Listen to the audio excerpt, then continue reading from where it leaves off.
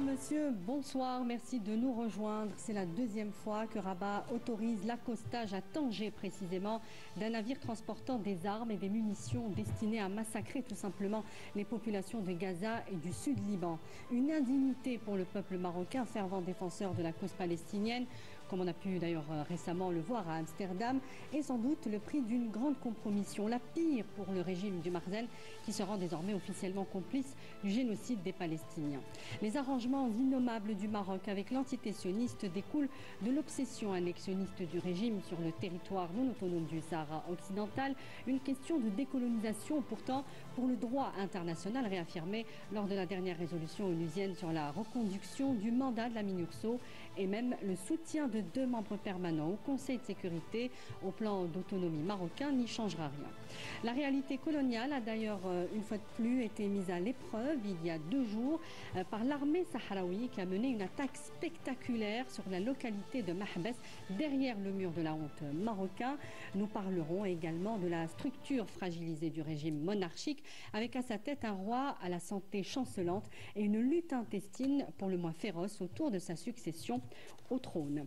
Nos invités pour en parler sur le plateau, Dr Saïd Ayachi, président du Comité national algérien de solidarité avec le peuple sahraoui. Bonsoir. Bonsoir. Dr Saïd Ayachi, merci d'être avec nous. Tarek Hafid, vous êtes journaliste et analyste des questions internationales. Merci également d'avoir accepté notre invitation. Gamal Abina est pour une fois avec nous sur le plateau. Vous êtes journaliste et analyste des questions internationales. Merci d'être avec nous. Merci pour l'invitation. Et Sami Kaidi, merci également d'être présent. Vous êtes journaliste au quotidien Al-Mujahid. Bonsoir, c'est toujours un plaisir d'être parmi vous. Merci à vous. Alors, on vous propose d'abord un sujet sur, je vous disais, l'avenir de la monarchie qui est désormais incertain avec, on disait, les luttes intestines féroces au sein du palais royal autour de la succession au trône après Mohamed VI. Yanis Belkacem pour le commentaire.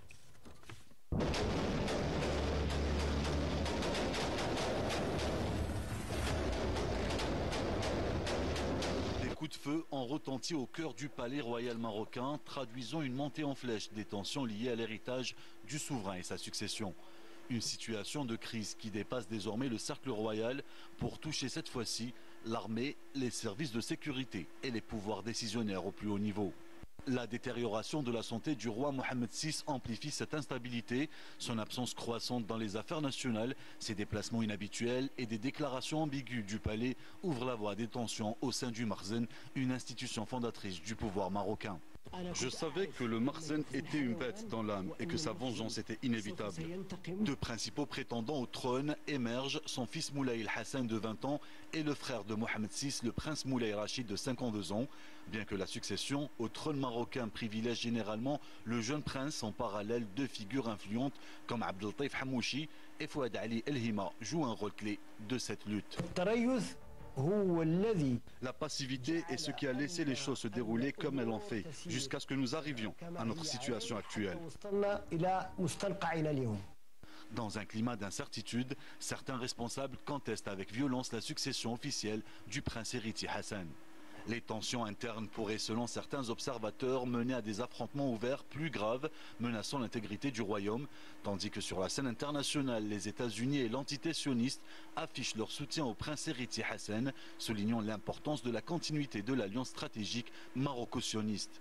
Mais ce soutien ne semble pas apaiser les facteurs internes où des pressions croissantes demandent une révision de la ligne de succession. Pour le peuple marocain, l'unité et la stabilité du Maroc restent primordiales, mais face à cette crise sans précédent, l'avenir de la monarchie demeure incertain. Les Marocains redoutent la transition conflictuelle qui pourrait engendrer des bouleversements à l'échelle nationale et régionale. Pour l'heure, le Maroc traverse une période critique entre lutte de pouvoir et pression internationale au détriment du peuple marocain qui, pour lui, l'avenir du pays reste suspendu et flou, laissant craindre la chute de la monarchie. Voilà, donc ce sujet, on va y revenir dans quelques instants sur, je vous le disais, la succession au trône après le roi Mohamed VI. On va pour l'instant parler avec vous, Dr Saïd Ayachi, pour commencer, à propos de la société civile marocaine qui est réellement en ébullition après l'accueil d'un navire militaire israélien au port de Tanger et son ravitaillement. C'est le 2e que Rabat accueille après le refus de Madrid.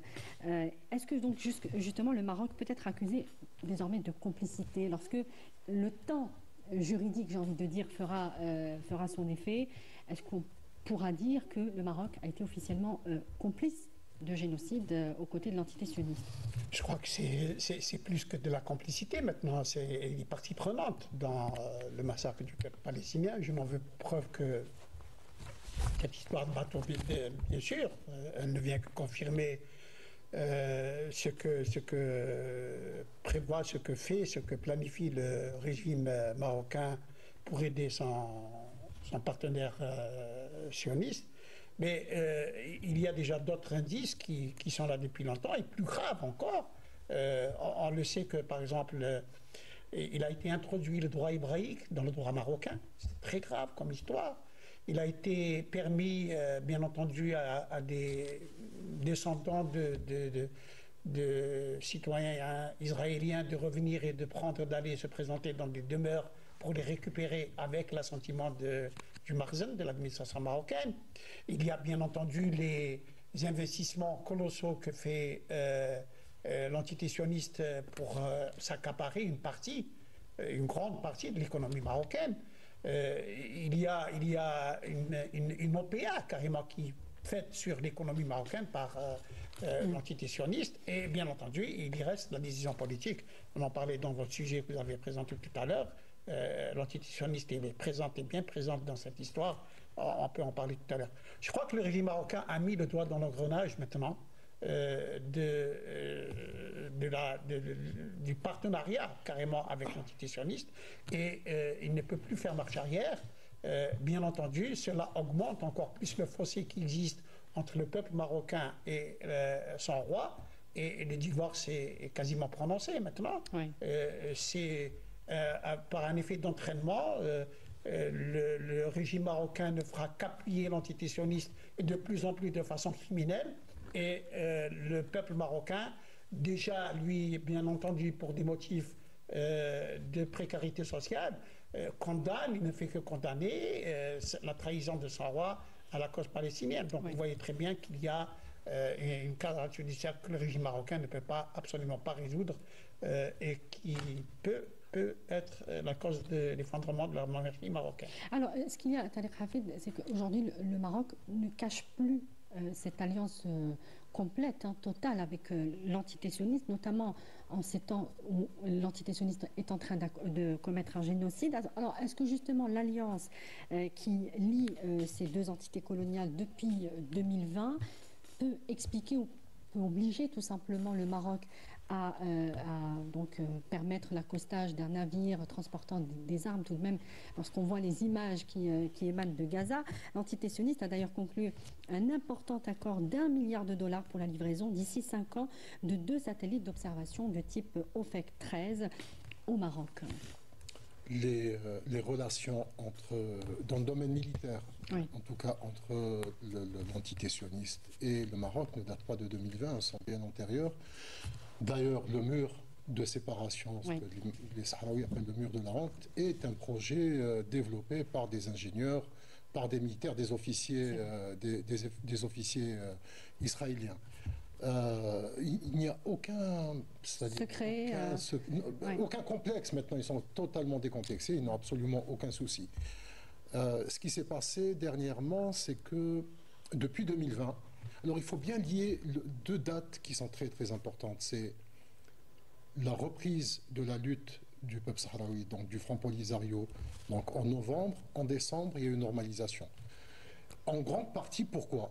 Parce que justement, les Marocains ont toujours, jusqu'à aujourd'hui, le complexe de cette défaite militaire qu'ils ont eue contre les Sahraouis. Donc ils avaient nécessairement besoin d'un soutien militaire. Ce soutien militaire, ils l'ont eu en partie à travers cette normalisation. Et à partir de 2020, j'ai eu l'occasion de discuter avec un officier sahraoui il y a quelques jours plutôt, c'est l'installation d'un système de radar, ce qu'on voit à la frontière entre la Palestine occupée et le Liban, ou alors autour de la bande de Gaza, donc ces pylônes, c'est tous ces systèmes de radar, etc., qui ont été installés dans le mur de séparation. Et actuellement, l'armée sahraoui fait en sorte de détruire ces installations.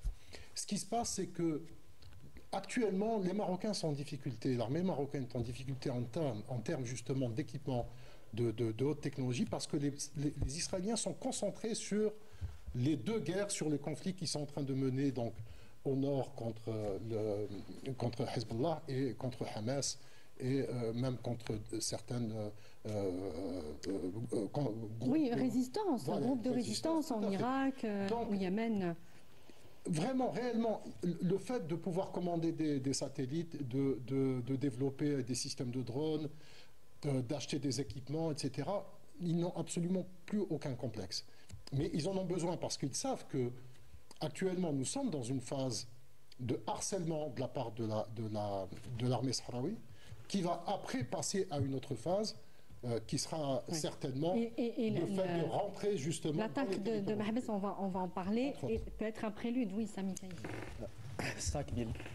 Alors 5 000, c'est un chiffre qui a été rapporté par Nizam El-Mahdawi, qui est un journaliste palestinien et qui symbolise le nombre de soldats marocains qui participent au génocide contre le peuple palestinien à Arza. Donc cette complicité avec les génocidaires est totalement actée. Le royaume du Maroc. Selon lui, hein, il faut préciser que ce chiffre, donc le régime marocain, le Maroc, pardon, qui est un royaume qui s'offre au sionisme, c'est un royaume moyenâgeux et radicalement traître à la région, hein, il faut le dire, participe constamment à la trahison aussi de ce peuple palestinien. Ce n'est pas la première fois qu'un navire accoste à Tanger. Non, plusieurs fois, selon le même journaliste palestinien, plusieurs navires qui ont été refusés dans les ports espagnols, il faut le rappeler, sont accueillis et reçoivent l'ensemble des ravitaillements pour aller assassiner des femmes, des vieillards et des enfants en Palestine. Qui représentent 70% des victimes aujourd'hui de ce génocide. Exactement. Autre point aussi qui nécessite d'être rappelé, c'est que le régime marocain s'offre au sionisme à tous les niveaux et pas que sur le plan militaire. Vous savez, il y a eu un autre scandale, c'est que pour le prochain mois sacré du Ramadan, une soldate de l'entité sioniste est appelée à jouer un rôle de premier plan dans la télévision publique marocaine. Donc on voit bien que cette soumission au régime sioniste est à tous les niveaux, c'est-à-dire sur le plan politique, économique, culturel et universitaire aussi. Totale. Voilà. Alors, je voudrais poser la question à Kamel Abinda, puisqu'on voit aujourd'hui, qu'est-ce qu'on peut dire aujourd'hui sur le gap moral et l'anachronie presque totale entre, d'une part, les agissements donc, du Mersenne dont on parle, en trahissant publiquement la cause palestinienne, et le peuple marocain qui rejette cette normalisation à travers des manifestations régulières, imposantes, sans oublier l'opposition active des Marocains à l'étranger, et dont une partie a exprimé ce rejet, je le disais, à Amsterdam il y a quelques jours. Il faut bien préciser d'abord une chose, c'est que ces Marocains à l'étranger sont des rifins. Donc eux, la question palestinienne, ils l'ont dans le cœur, comme d'ailleurs tous les peuples. Mais les Marocains aussi. En général, mais là c'est des rifins. Donc l'expression de colère qu'ont eu les rifins, c'est la suite, non pas d'un pogrom, ça c'est de la propagande occidentale minable, simplement parce que ces barbares, donc ces voyous du Maccabi, chantaient la mort des Palestiniens. La mort des Arabes et des Palestiniens. On sifflait la minute de silence quand il y a la question espagnole qui a été présentée, donc eux ça les a amusés apparemment de voir des morts un peu partout, sont des racistes, il faut utiliser le bon terme, c'est-à-dire que les Arabes doivent tous mourir, on connaît leur discours, et quand ils prenaient une raclée de la part d'hommes qui ont une longue tradition de résistance, je parle d'Abdelkrim Khattabi, donc c'est les enfants d'Abdelkrim, là on commence à comprendre qu'il y a quand même un petit hiatus. Mais le peuple marocain dans son ensemble est pro-palestinien. D'ailleurs tous les peuples arabes sont pro-palestiniens, et les musulmans en général, et les peuples qui ont à cœur le bien-être et la vie sur terre, et qui détestent voir la barbarie d'un État raciste génocidaire. Ils sont de plus en plus nombreux, heureusement. Oui, mais le monde entier en vérité. C'est-à-dire que vraiment l'entité sioniste aujourd'hui est détestée par le monde entier pour ce qu'elle fait. Parce qu'ils ont cru que les Palestiniens, ils allaient les éradiquer comme les Indiens d'Amérique. Mais le monde est témoin de ça. Donc je vais dire simplement par rapport à ça, oui, il y a une trahison, et j'en ai parlé des concomitances, des points communs.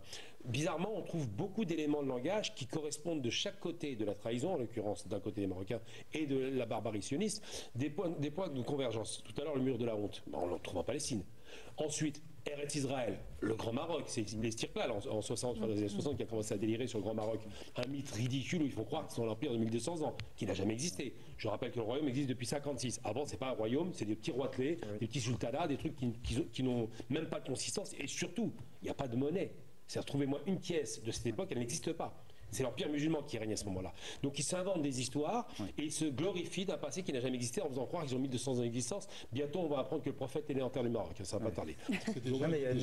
C'est pas loin, parce qu'il y a déjà des descendants. Non, mais il y a toute une mythologie, effectivement, qui est construite. Et la constitution marocaine actuelle est éminemment expansionniste et parle de frontières réelles. C'est-à-dire que ce régime qui est moyenâgeux veut prendre d'autres territoires et n'y échappent ni les Mauritaniens, ni l'Algérie, ni le Sahara occidental et ni le Mali, effectivement. Ils parlent d'ailleurs beaucoup dans leur carte délirante du Sahara oriental, donc chez nous, mais c'est pas grave. Mais il faut bien comprendre une chose, c'est que cette trahison est honteuse. Et je n'aime pas le terme que vous utilisez, évidemment c'est rentré dans le langage, de normalisation. On ne fait pas de paix honteuse avec un État qui tue, qui massacre des femmes et des enfants. Il n'y a pas de rapport normal avec un État criminel. C'est comme si moi je voyais un tueur d'enfants assassiner un monde, mais normaliser ma relation avec lui. Non, on parle de capitulation, on parle de paix honteuse, on parle de soumission, on parle d'obséquiosité. On voit comment ils embrassent la main de leur maître, ça va 5 minutes. Donc c'est pas les peuples marocains qu'il faut indiquer, c'est les dirigeants, et ça c'est un terme qu'on ne doit pas utiliser. On parle de paix honteuse comme en 77-78 avec les accords de Camp David. C'était une paix séparée et une paix honteuse condamnée par tout le monde arabe à cette époque. Alors justement, pour ce gap moral et cette anachronie entre le régime du Marzen et son peuple, est-ce qu'il peut coûter cher à ce régime? Alors oui. Est-ce que cette fois-ci, ce serait la goutte d'eau? Je vois les manifestations quotidiennes, je vois cette honte qui monte en eux parce qu'ils sont pro-palestiniens, on reçoit au moins 2 navires, peut-être plus, mais bon, ça ne m'étonnerait pas qu'il y ait plus, pour alimenter la guerre et massacrer leurs frères de Palestine, c'est ça. Les dirigeants marocains sont-ils des frères? C'est la question qu'on doit se poser. C'est quoi ces dirigeants qui reçoivent des barbares, des criminels racistes, qui les méprisent aussi, faut pas l'oublier, ça reste des Arabes. Ils ont tendance à l'oublier, enfin les Arabes de culture, je veux dire. Et ils les regardent de haut et en même temps, ils les utilisent en les brossant dans le sens du poil pour dire on est avec nous, on est avec vous contre les Algériens. C'est pas sérieux. Donc c'est vrai que le gap est énorme parce que pendant des années, ils ont alimenté la propagande anti-algérienne. Ça, on connaît la musique. Ensuite, la propagande a été alimentée anti-Maghreb, finalement, quand ils ont quitté le Maghreb, quasiment. Anti-africaine, pour voir ce qui se passe sur les frontières.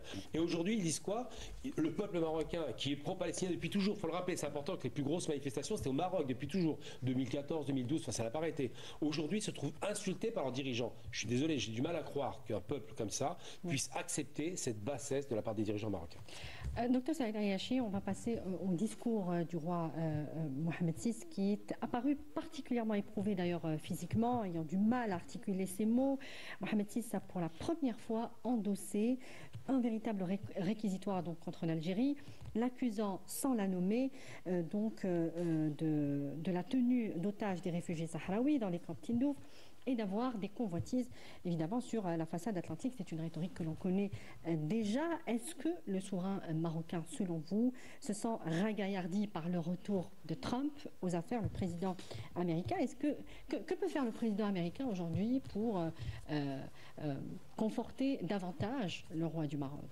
Je crois qu'il y a 2 aspects dans votre question. La première, c'est que faut rappeler que la question sahraoui est adossée au droit international très très solidement. Personne ne peut changer le droit international, sauf si cela se décide, j'allais dire, dans une assemblée générale extraordinaire, etc., ce qui n'est pas possible. Ce qui n'est pas possible, on est d'accord. Pardon? Ce qui n'est pas possible. Ce n'est pas possible. Ce n'est pas possible de remettre en question le droit international. On pourrait se poser la question, docteur Ayachi, avec les événements. Ça demanderait des négociations entre d'abord les membres permanents, le Sud. Etc. Vous avez 2 membres permanents du Conseil de sécurité pour pouvoir toucher au droit international. Pourquoi? Parce que le droit international, tout simplement, structure les relations internationales. S'il n'y a pas de droit international, les relations internationales, c'est la loi de la jungle. Docteur Saïd, juste pour ouvrir cette parenthèse, vous avez 2 membres permanents du Conseil de sécurité qui soutiennent les thèses marocaines sur l'autonomie, le plan d'autonomie de 2007. Voilà. Si vous permettez. Et donc, ce droit international est très clair concernant la question sahraoui. On l'a dit plusieurs fois sur ce plateau. Ça se résume en 2 points. Territoire non autonome enregistré officiellement sur les tablettes de l'ONU. Et deuxièmement, le droit international reconnu au peuple sahraoui de choisir son destin librement à travers la messe est dite, tout est dit. le droit international est en faveur des Sahraouis. C'est ça qui gêne le régime marocain et tous ses soutiens. S'il pouvait, d'où la stratégie marocaine, qui veut absolument extirper le problème sahraoui de son cadre juridique qui le gêne, pour en faire un problème de voisinage avec l'Algérie. Ce n'est pas... il y a, vous m'avez dit là dans votre question qu'il y a des prisonniers anti-Tindouf ou je ne sais pas, des trucs. Vous savez qu'il y a 17 ONG internationales qui travaillent, qui vivent à Tindouf avec les Sahraouis. Ils ne voient pas, et qui font des rapports à l'Union européenne, s'il vous plaît. Et puis, j'allais dire, aux agences de l'ONU qui sont en permanence là-bas. Ce n'est pas le cas dans les territoires occupés, par exemple. Donc, ça c'est un refrain que l'on connaît et tout simplement, ça participe de ces tentatives désespérées du Maroc de vouloir en faire un problème de voisinage avec l'Algérie, d'où le discours d'ailleurs, c'est l'Algérie qui cherche à installer une hégémonie sur la région. C'est le point plus mais vous reconnaissez que c'est la première fois qu'il parle de cette manière. Il avait tendance à faire... non, attendez, je vais poser ma question. Il avait tendance à faire comme s'il tendait la main justement pour la paix, alors qu'il n'en était rien, puisqu'on voyait que dans le discours politique, à travers ses ministres, il n'en était pas pour la première fois, du tout le cas. Juste pour poser la question sur Trump. Oui, d'accord. Lui, on parle mais Trump également. Vous croyez que l'administration Biden, on le sait, ils sont pour l'autonomie, les Américains. Mais ils ne peuvent pas violer le droit international. Et donc, ils ne peuvent même pas appliquer le décret scélérat de Trump de décembre 2020. Parce que tout simplement, c'est violer le droit international. Ce que vient faire la France avec sa décision, c'est encore un viol du droit international. Or, ce sont deux membres permanents du Conseil de sécurité dont la mission est de veiller à la protection et à la défense du droit international. Mais qu'est-ce que ça nous dit, Dr. Hayachi ? Écoutez, est-ce que c'est tout de même inquiétant que deux puissances, la première puissance mondiale, même si elle est déjà en violation du droit international flagrante avec l'entité sioniste qui soutient un génocide, et aujourd'hui la France, qu'est-ce que ça nous dit sur la légalité internationale, sur la solidité le droit de la légalité internationale? S'il n'est pas protégé d'abord par les autres membres de la communauté internationale, l'ONU, etc., mais même au-delà de cela, par les peuples, par les dénonciations qu'on peut faire, il peut très bien être à géométrie variable. Quand ça peut les arranger, comme en Ukraine, on convoque le droit international et les droits de l'homme, et quand ça ne les arrange pas, comme en Palestine ou au Sahara occidental, on l'ignore. Il y a, vous savez très bien, on en a parlé aussi, le mécanisme au niveau du Conseil de sécurité, le chapitre 6 pour passer au chapitre 7, pour rendre les résolutions contraignantes vis-à-vis des pays concernés, ils n'y passeront jamais. Ce qui s'est passé dernièrement pour la résolution. Exactement. Pour la résolution du Conseil de sécurité, notre ambassadeur a négocié, j'allais dire, avec les Américains, qui sont le panel comme on dit, de la résolution, pour dire qu'il faut qu'on parle des droits de l'homme qui sont violés quotidiennement au Sahara occidental et qu'on puisse esquisser l'idée de pouvoir élargir le mandat de la MINURSO. On lui a donné des assurances, mais quand il s'agissait de mettre un truc, il ne l'a pas fait. Oui. Sami Khalidi. Alors moi, je voudrais revenir sur ce point-là, et je suis totalement d'accord avec M. Hayachi. Il y a un deux poids, deux mesures qui est très choquant de certaines puissances sur la scène internationale, et le droit international ainsi que la Charte des Nations Unies structurent finalement la vie des nations. Et marcher sur ces principes, c'est promouvoir l'anarchie. Et pour revenir au discours de Mohamed VI, il convient de signaler que ces propos est extrêmement choquants parce qu'ils constituent une escalade, une déformation des faits historiques et juridiques, ainsi qu'un mépris insupportable tant du droit international, de cette légalité internationale, et aussi des conventions de l'Union africaine et des résolutions aussi onusiennes. Et un éloignement de la réalité. Voilà. Et finalement, ce qu'il faut dire, c'est que peut-être Mohamed VI n'a plus toute sa tête sur ses épaules, parce que si on revient à un dernier billet qui a été écrit sur Marianne par un certain journaliste, qui s'appelle Quentin Muller. Il faut le préciser, ça a été, ces journalistes de la revue Marianne ont fait ce reportage pendant qu'ils étaient en visite avec le président français. Tout à fait. En visite officielle. C'est quand même assez rigolo. Et qui parle, qui apporte des faits saillants. Donc ce billet rapporte le fait que le roi Mohamed VI est totalement absent de son royaume. Il passerait 220 jours dans l'année à l'étranger. Mais surtout extrêmement colérique et violent. Colérique, violent. Après d'ailleurs même ses proches collaborateurs. Ou Zazafi qui a été signé par lui pour rester en prison. Voilà, tout à fait. Donc on voit à peu près le triste personnage. Le triste personnage. Tarek Hafid, j'aimerais qu'on revienne aussi sur l'étrange déclaration de Nassel Bourita, le ministre marocain des Affaires étrangères, qui accuse l'Algérie, je cite, de faire montre d'une volonté donc de déclencher une guerre dans la région. Alors oui, on sait que le Maroc veut déplacer le problème, notamment les problèmes qu'il rencontre au niveau national et les mettre sur le dos de l'Algérie. Mais là, tout de même, c'est une déclaration qui a été faite d'ailleurs 2 jours après le discours de Mohamed VI. Quelle lecture politique on peut en faire? Je peux juste ouvrir une petite... Oui, évidemment. Le droit international évoqué par Dr Ayachi n'a pas été écrit par les Algériens et par les Sahraouis. C'est par les Américains, par les 5 fondateurs. C'est eux qui l'ont écrit, donc c'est à eux de l'appliquer, de le faire appliquer et surtout de le protéger et faire en sorte qu'il soit appliqué partout dans le monde. Donc ce n'est pas à nous. Nous faisons en sorte justement de leur rappeler, voilà, le droit que... pour revenir à Bourita. Bourita, je pense que il réagit à Trump, parce que c'est ça, Bourita, sa mission, c'est de dire Monsieur Trump, maintenant que vous êtes président des États-Unis, reprenez votre parcours pour le Maroc à partir de décembre 2020 et continuez. Et il y a les méchants Algériens qui sont à côté, qui ont fait une démonstration de force et qui ont mis en avant tout ce qu'ils disposent comme armement. Et ils sont dangereux et il faut faire en sorte de nous protéger. C'est un peu ça. Donc ils comptent énormément. Évidemment, mais ils se trompent. Le retour de Trump aux affaires. Mais qu'est-ce qu'ils espèrent, les Marocains, aujourd'hui? Qu'est-ce que pourrait faire Trump? C'est vrai que Dr Ayachi a rappelé. Il faut revenir à la décision donc, qui a été le Front Polisario, après ce qui s'est passé à Guerguerat, a été... En 2020. 13 novembre 2020. Le 13 novembre 2020 a dit ça suffit, on ne peut pas continuer comme ça, il faut reprendre la lutte armée. Et c'est à partir de là où les Marocains, il y a réellement un trauma au Maroc de la défaite face aux Sahraouis. Il faut imaginer qu'il y a eu beaucoup de morts du côté de l'armée marocaine, qu'il y a eu plus de 2500 à peu près prisonniers marocains. Oui, même à un certain moment, que les Marocains ont refusé pendant longtemps de reprendre et qui ont été obligés donc de rester on va dire, dans des prisons du Front Polisario. Il y a réellement un trauma. Ils ne veulent pas subir ce qu'ils ont subi pendant des années, pendant les années 70 et 80. Qu'est-ce qui a poussé Nassel Bourita à faire une telle déclaration? C'est tout de même...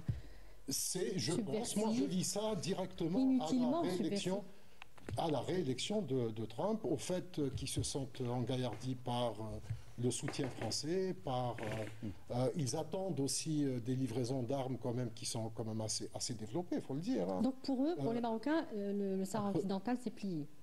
Avec le retour de Trump, le soutien de la France, ils sont certains. C'est plié. Ils sont certains. Mais d'autant plus que l'administration Biden a joué un jeu trouble. Plus que trouble.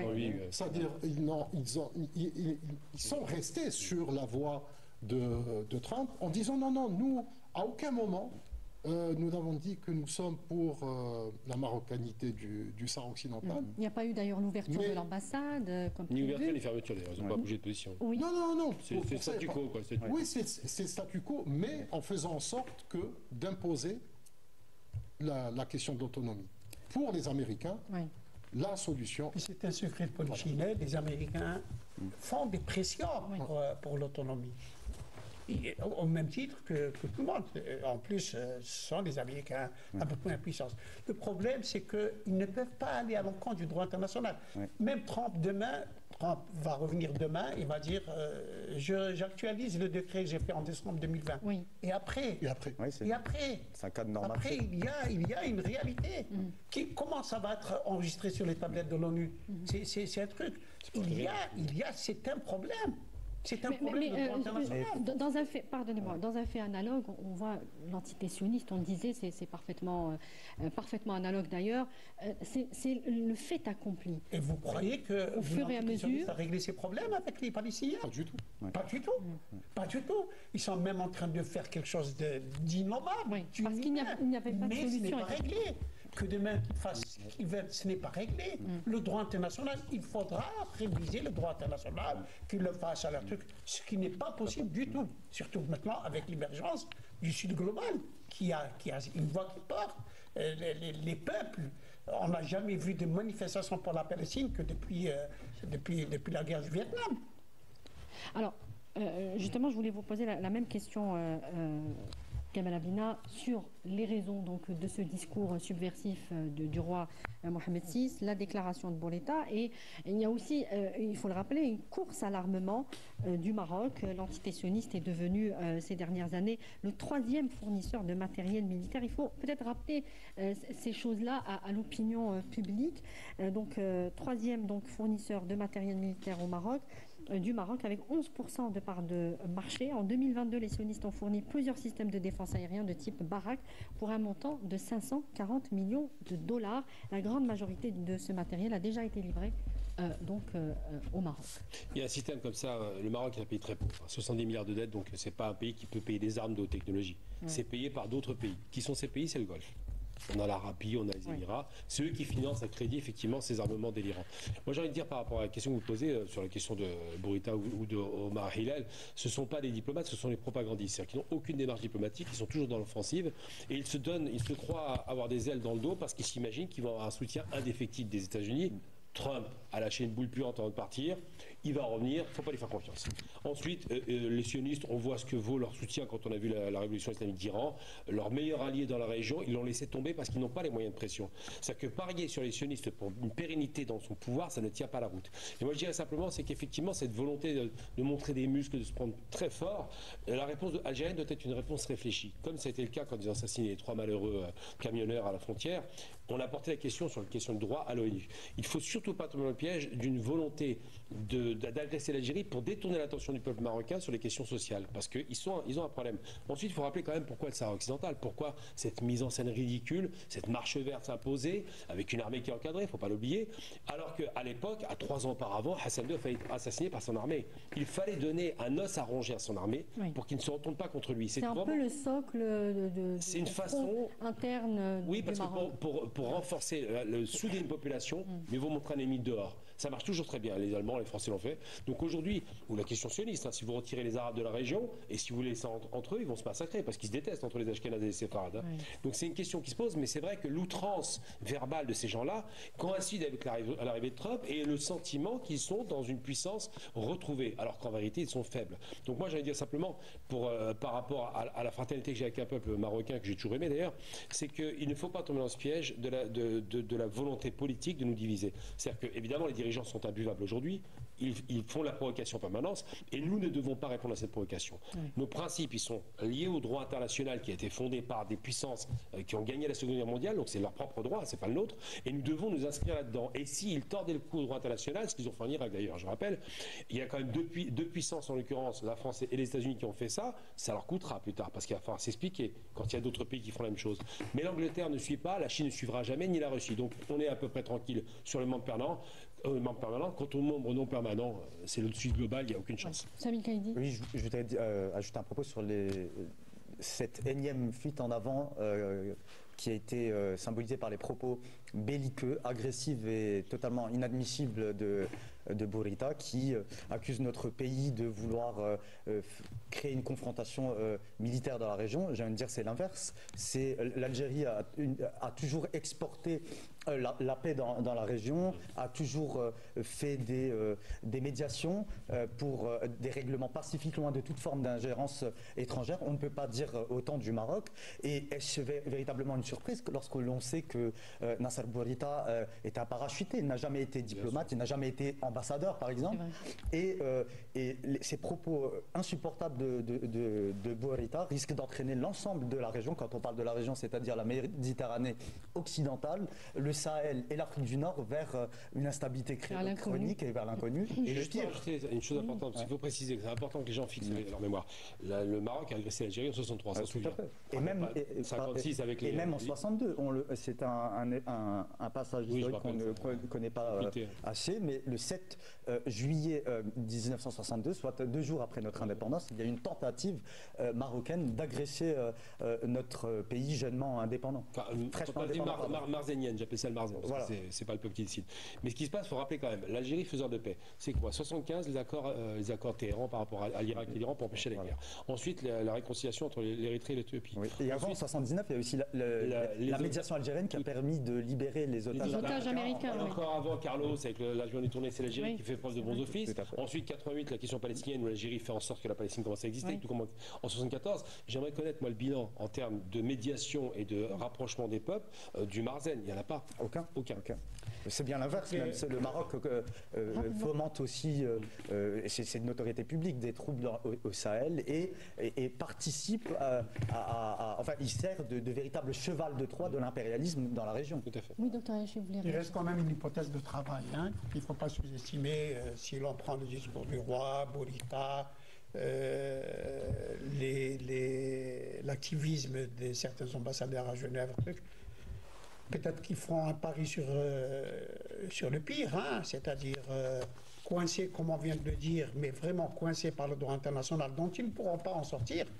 C'est déclencher des hostilités à un moment ou à un autre, c'est se préparer, c'est préparer l'opinion, préparer, encore une fois, c'est l'Algérie, etc. Et puis, à Dieu ne plaise, ça peut arriver. Si le statu quo était maintenu, c'est un statu quo qui viendront perturber pour, en fait, provoquer le déclenchement de quelque chose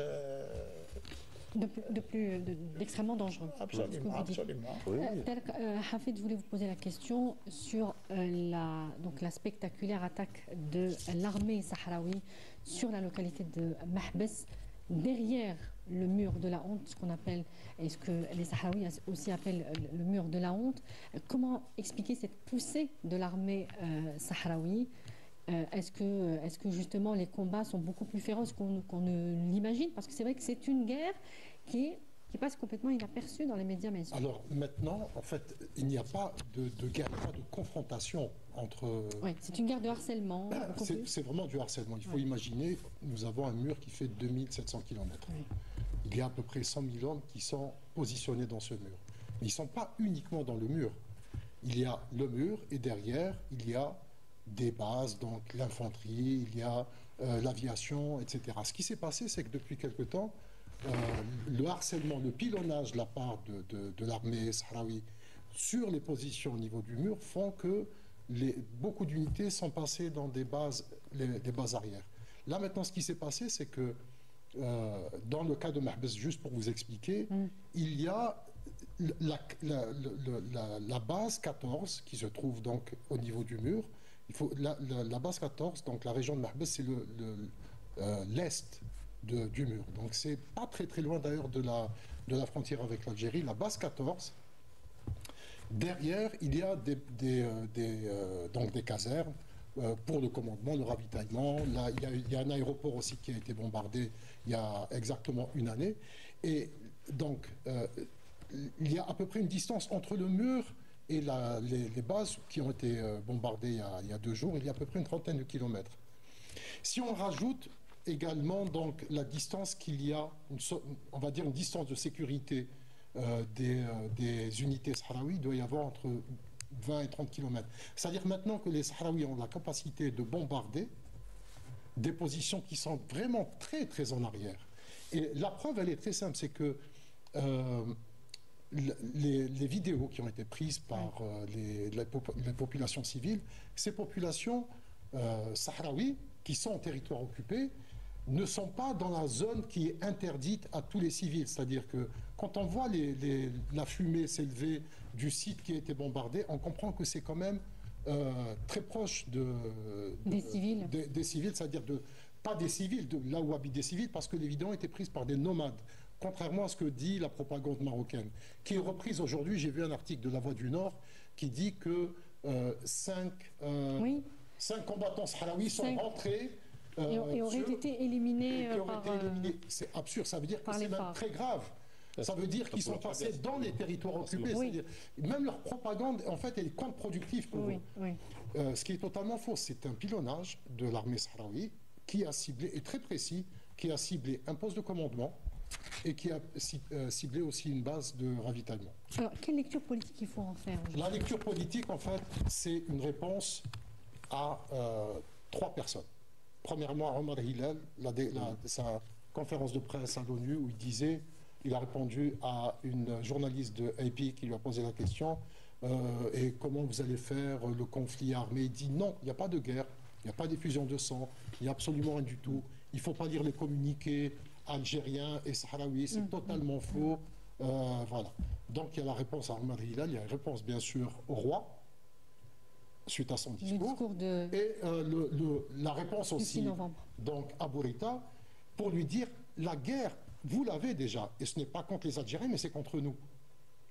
Et c'est ça. Et qu'ils existent et qu'ils sont là, mais et qu'ils mènent cette guerre d'usure. En fait, c'est une guerre d'usure, de harcèlement, le mot le plus approprié. Mais ce n'est pas la première fois que des Sahraouis frappent des positions arrière. Oui. Et qu'ils font très mal à l'armée marocaine. C'est peut-être une guerre qui n'est pas assez visible, justement. Elle n'est pas assez visible. On considère de basse intensité. Pour des raisons qui est très simples, c'est qu'il est très, très difficile d'envoyer des journalistes d'un côté ou de l'autre. Les Marocains refusent parce qu'ils disent qu'il n'y a pas la guerre. Les Sahraouis, pour se rendre dans le mur, il faut être avec l'armée sahraoui. À mon avis, l'armée sahraoui, il y a eu un journaliste de votre chaîne, donc les premiers temps, donc qui a pu prendre des images. Qui avait interviewé d'ailleurs le président sahraoui à l'époque. Le président sahraoui. Je pense que l'armée sahraoui ne veut peut-être pas prendre la responsabilité, c'est-à-dire parce qu'il y a des attaques de drones, il y a des choses quand même qui sont très très dangereuses pour des journalistes, mais je sais que certains journalistes demandent justement au plus ne serait-ce que pour relayer l'information de manière plus précise. Tout à fait. Je pense que le jour, il va y avoir un moment où on va sortir justement de cette guerre d'usure, de cette guerre de harcèlement, justement, où on va passer à une phase. Cette attaque d'Al-Mahbas, est-ce qu'elle augure d'une nouvelle phase peut-être? Évidemment, bien sûr. Évidemment, on va aller. On en parlait. J'étais dans les camps au mois je crois que c'était au mois de mai-juin, parce qu'il y a quand même une période qui est très importante, c'est l'été, qui est insupportable pour les Marocains.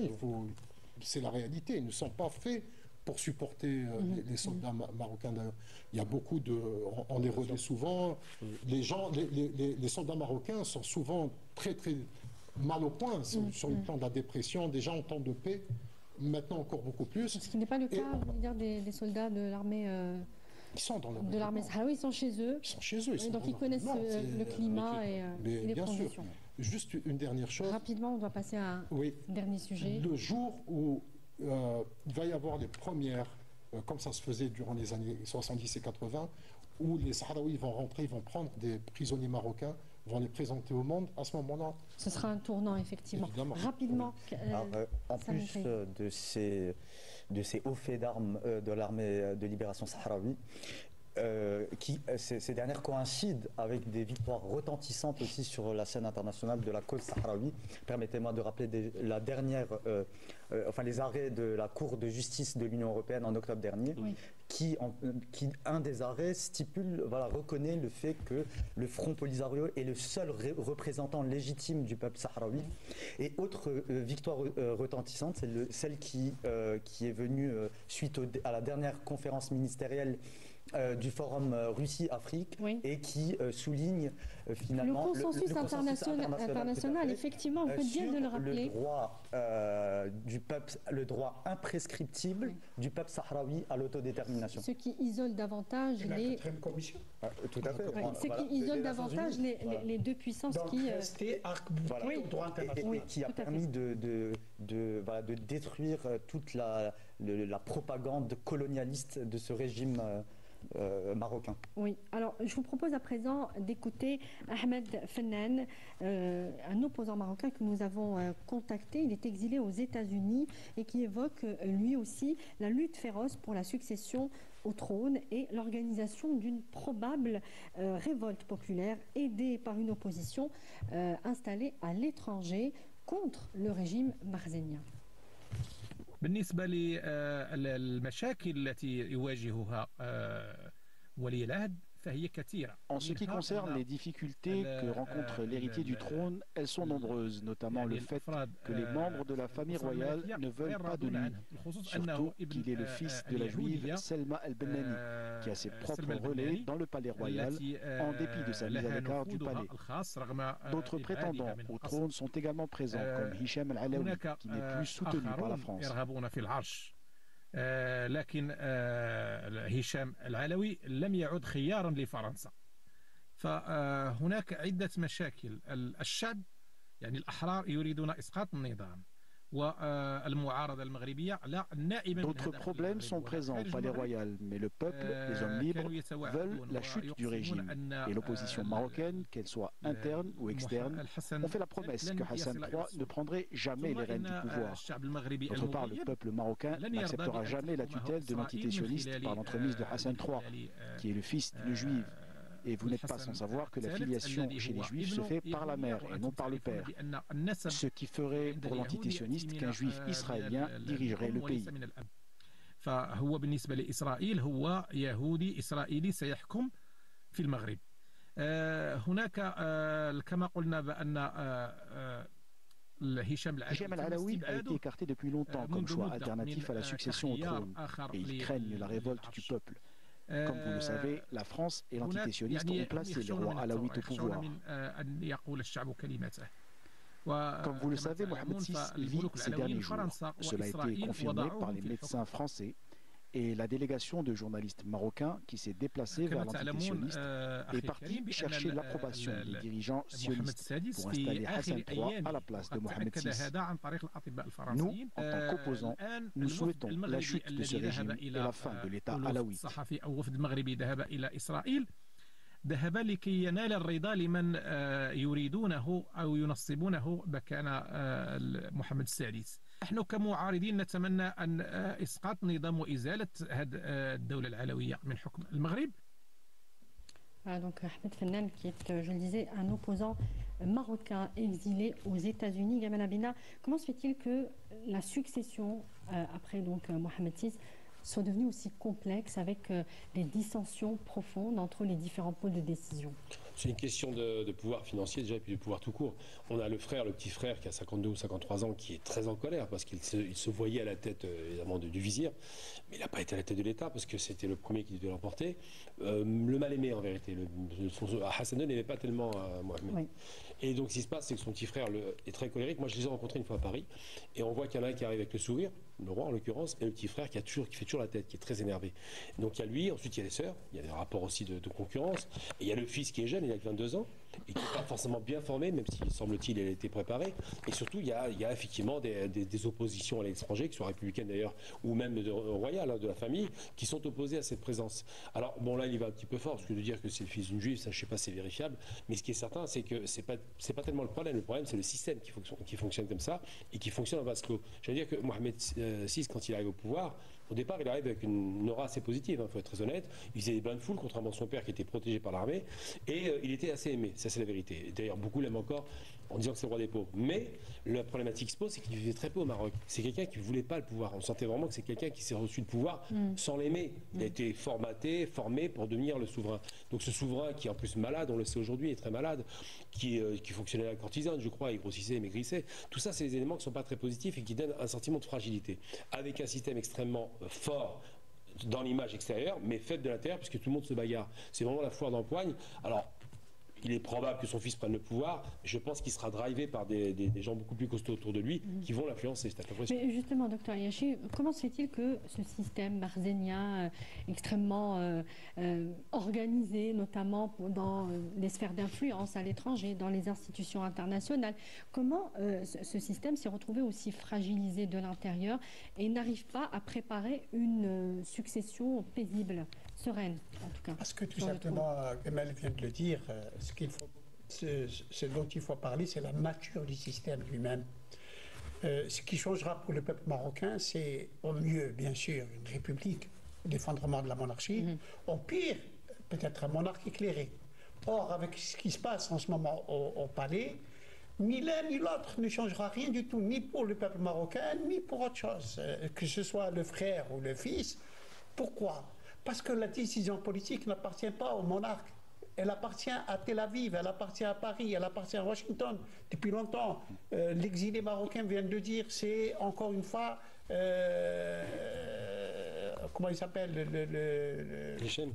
Hein? Il parle de quoi le conseiller. Ah, Azoulay. C'est Azoulay qui commande, c'est lui qui gère le Maroc en recevant des directives de ces trois capitales. Et donc, on laisse pour le monarque la prébande, le trafic, le narcotrafic, lui et le Marzen. Et c'est comme ça que le peuple souffre. Des miettes, des clopinettes qu'il ramasse. Et par conséquent, ça ne changera rien, que ce soit le fils qui arrive ou que ce soit le frère, la nature du risque. Et face à cette situation, c'est encore une fois, ceci peut entraîner le pari sur le pire. Il faudra bien que ce peuple soit occupé par une guerre entre ce conflit interne. Voilà le danger qu'il y a. Sinon, la décision politique n'appartient plus au monarque depuis longtemps. Le seul qui a pu discuter, plus ou moins, être partie prenante d'une certaine façon de la décision, c'était Hassan II. Parce qu'il avait un certain niveau politique pour pouvoir discuter avec les uns et les autres. Et encore, au prix d'être un traître de la cause palestinienne. Vérifié, un renégat, quelqu'un qui a trahi la cause arabe. La cause arabe, tout à fait. D'ailleurs, le Maroc n'est pas un pays qui est indépendant. C'est un pays qui est aujourd'hui surendetté. Très récemment, l'ONG Oxfam avait classé le Maroc comme étant un des pays les plus inégalitaires au monde et en Afrique du Nord. Donc voilà, c'est des vérités qu'il faut rappeler. Et quand on parle de Mohamed VI comme étant cette légende du roi des pauvres, mais de qui se moque-t-on? Vous savez, en 2015, le magazine américain Forbes avait classé sa richesse, avait estimé sa richesse à plus de 6 milliards de dollars. Donc effectivement, il y a tout un système de corruption qui est mis autour de ce palais royal pour finalement voler davantage le peuple marocain et le dépouiller. Tout à fait. Tarek Hafid, un dernier mot sur cette succession au trône. Est-ce qu'elle peut se faire selon vous dans la violence? Dans la violence, je ne sais pas, mais... selon les éléments que l'on a aujourd'hui. Ce qui est certain, c'est que ça va être très compliqué. Il faut bien rappeler que le Marzen, c'est un système moyenâgeux, c'est-à-dire que c'est quelque chose c'est un système qui a ses propres règles, qui sont très obscures, et effectivement, ça pourrait dégénérer. Ça pourrait mal se passer selon vous. Tout à fait. Merci beaucoup, Tarek Hafid. Je rappelle que vous êtes journaliste et analyste des questions internationales. Merci à vous, Sami Kaidi également. Vous êtes journaliste au quotidien Al-Moudjahid, spécialiste des questions internationales. Gamal Avina, je vous remercie également d'avoir été parmi nous, journalistes et analystes des questions internationales. Et merci à Dr Ayachi, président du Comité national algérien de solidarité avec le peuple sahraoui. Merci beaucoup, messieurs. Merci à vous de nous avoir suivis. Je vous dis excellente suite des programmes et à bientôt. Au revoir.